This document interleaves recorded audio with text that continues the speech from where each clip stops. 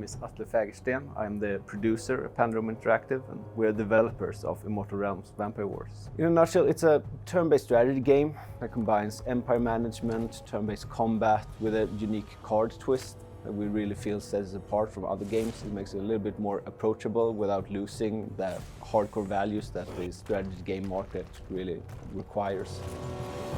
Immortal Realms story, it's very much about what we want to do was to take a lot of the classical vampire mythos and put them together into sort of a nice package. So we have 3 different clans in the game, the Dracul, the Moroia and the Nosfernus.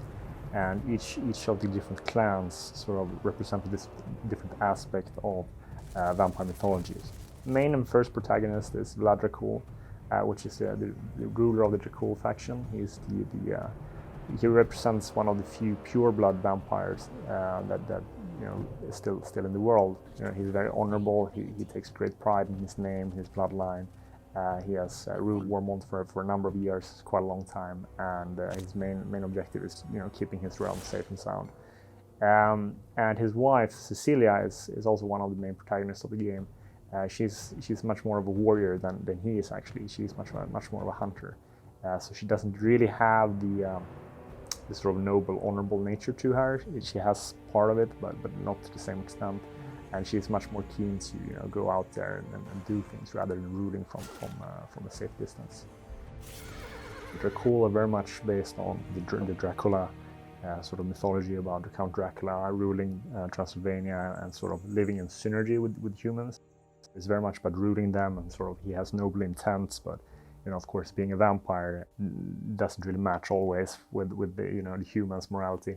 And then we have the Moroia, which are sort of the treacherous vampires, the noble vampires.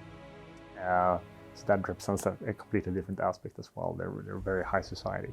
And then, of course, the Nosfernus are the monster vampires, the ones skulking the sewers and sort of trying to get revenge for all the injustices done to them over the years. We've looked a lot at traditional vampire myths and lore to kind of structure our take on the 3 different, called the core vampires. We have the bloodthirsty warriors, we have the monster type vampires, and we have the more highborn and noble vampires. For this game, we started with developing or setting the baseline of the characters we wanted. We're like, this is Vlad Dracul, he's a leader of the Dracul clan. This is kind of how he is as a character, and we did that for most of the main characters, and then we started working on the story and developing basically the game at the same time. So it was a bit of a back and forth of, all right, what works narrative-wise, what can we do gameplay-wise? So there was a back and forth there constantly with balancing what is this character's motivation, what do we want to tell, what kind of story do we want to tell here, and what can we actually do in-game.